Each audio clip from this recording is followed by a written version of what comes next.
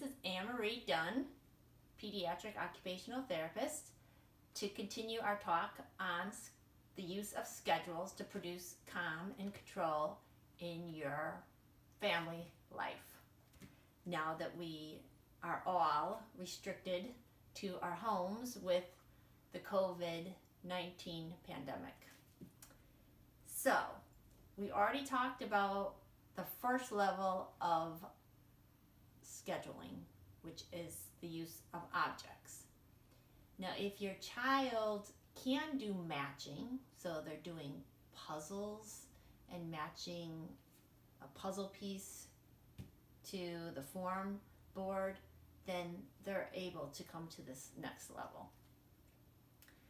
So this is actually using photos. So they're more concrete than the use of a drawing or a symbol. So these first and next, these I got this from a coworker from Teachers Pays Teachers. They have free first and then boards up. You also can just Google free first then forms and they'll come up. Typically this is a freebie on any of the websites, so it would just look like this. You could always make your own and just write first, next. You can use colors, green and red, because green is always go, red is always stop. Or you could just use a plain board. So this is what I mean. You could just use a green piece of paper if your child is just learning how to use the picture schedule, and just put a picture here. And they know, oh, I'm gonna go, this is a table, so they could know, oh, I'm gonna eat breakfast.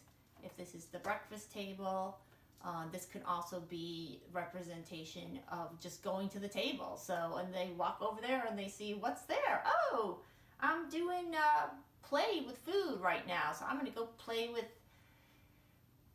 either whipped cream or pudding and make shapes and whatever in that texture.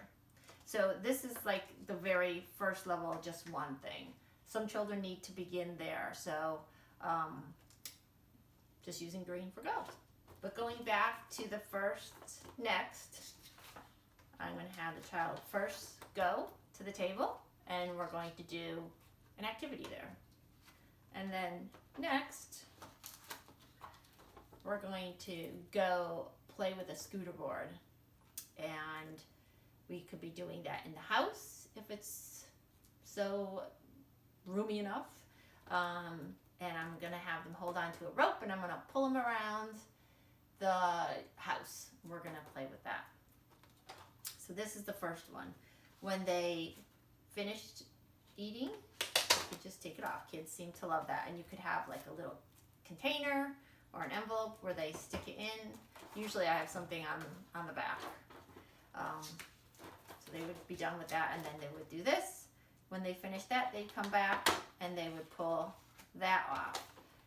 And then at that point, I would have put another picture so they know, okay, now I do that. Or I could have another first and then chart. So this is just using two stimuli. Getting a little more complex than just two, you could have one that has a first, next, then, and last. So again, this is set up for home. First, they're going to eat their checks. They come back to that central location where their schedule is hung. At home, a lot of people put things like this either in like a den or in the kids' bedroom, like on their door, or it could be in the kitchen. But I personally like the door of their bedroom. Okay, so they had their breakfast, they come back, what's next? Oh, I get to go read books. I get to go into my quiet area where all my books are, with my bookshelf or my book basket, and I'm going to look at my books for a little while. And if you want them to stay there for a little while, it would be a great idea to put like a visual timer, so they know they have to stay there until they hear the timer go beep beep. A allows you to clean up for breakfast. Then they go over and like, oh, cool. Okay, now it's time to go do arts and crafts / learning. So depending on if you have a Google Classroom set up with your school teacher, you can have their assignments printed out there. And this could be time that you work with them to work on their letters, their numbers, their sentence formation, their math, whatever it is. And then you do that for 20 minutes and you're both exhausted from that. So you go over and, oh great, we get to go outside for a little while. Super. So child gets to go do free play outside and parent gets to catch up on some emails and maybe phone calls while they're watching the child outside. Okay. And then they come in and that's done. While they're playing, you could put on their next 4 things that they're going to do, which would probably be snack or lunch. So you'd have a picture of that. Then usually after snack or lunch, then you could do something quiet if they tolerate quiet, or it could be something again physical. Okay, now we're going to get out the big wheel and you're going to ride around the block. And then when we get back, then we're going to sit back and we're all going to watch a video, or the child's going to watch a video and mom and dad could get some work done. And then after that, we go back outside or we color again or whatever it is. So again, it just helps the child feel in control. Mom and dad have all their schedules that they have to continue to do, which are at the highest level, which is written. I also have this from when I was in the clinic, and I've used it a lot. This is a picture choice book. So let's say that it's going to be used as a reward. So the child, after they do their work, then you could either go outside or you could just have put something that represents the binder, or you could write the word choice or a picture of the binder and stick that there, and then they get to go and pick whatever they want from their choices, and you'd fill it up with pictures of some of the things that they love. So it could be, some kids love the iPad, so it could be a picture of an iPad. Some kids love painting, so it could be a picture of paints, whatever, and you let them choose. Another thing that you could do is literally use a photo album, and that would be, first I do this, they turn the page, next I do this, they turn the page, next I know there's nothing here, but next here it is, next I do that. So they have their day set up just using a photo album or just using a notebook. It could be as easy or as complex as you want it.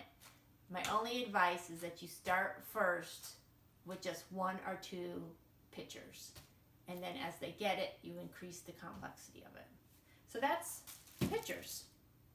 After pictures comes symbols.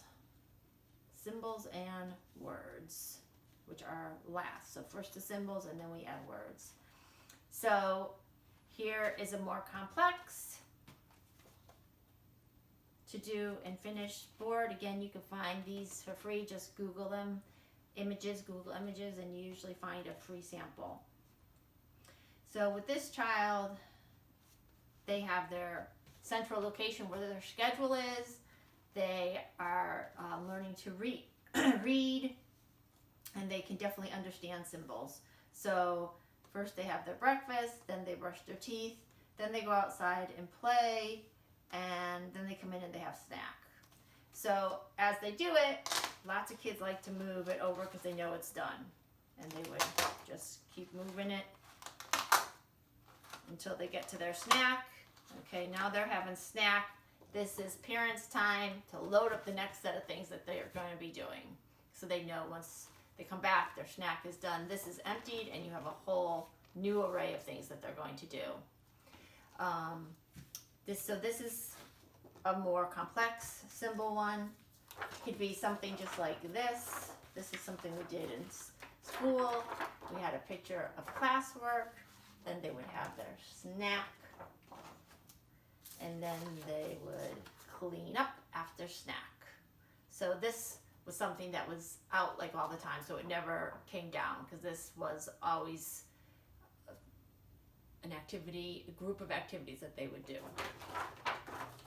So it could be something that stays up. It could be something that you're changing throughout the day. Just depends on your child and their level of functioning. And so the very last level, so the first presentation was on objects schedules. Then we did picture schedules. Then we did symbol schedules. And lastly is words. And words is the easiest level to put together. And you can have it on something that's laminated, so you can use a whiteboard. And I will show you what that looks like. So the last one is written. And I love whiteboards because you could change it as needed. And there's really not a lot of waste. So again, child wakes up. They go to the bedroom door and they see the first thing is breakfast. Then I wash up. Then I get dressed. Then I'm going for a walk around the neighborhood. Then I have my schoolwork. Then I'm having lunch. And you can have it where they, as they complete each thing, they could wipe it off. Kids love to wipe things off. And it disappears. And then after lunch, if they're working on their writing, you could have them, if they finish their lunch and they're sitting at the table, you can have them write down what's next. So next, we're gonna read some books. Then we're gonna go outside and ride our bikes. Then we're gonna come in and we're gonna have a fun cooking time. And then you guys are gonna watch a movie. And mom is going to try to prepare something exciting for dinner. So, which is quite a challenge now with grocery shopping and everything else. So, that's all the different levels of schedules. I hope that using schedules can help bring some calm and control, a feeling of calm and control into your life. I know for myself, schedules help keep me calm. I know with the children I work with, they help keep calm. They're really the emphasis on having a schedule in your home to help the running and functioning of your family really needs to be emphasized. It's a wonderful tool, and I truly do not think it's utilized enough. We can't just assume our kids know what's coming first, second, and third. We need to give them a little bit of a cue. So that's very helpful. Thank you again for your time. If you have any questions, you can send them to me at info@playingtodevelop.com. I'd love to hear from you. Thank you for your time.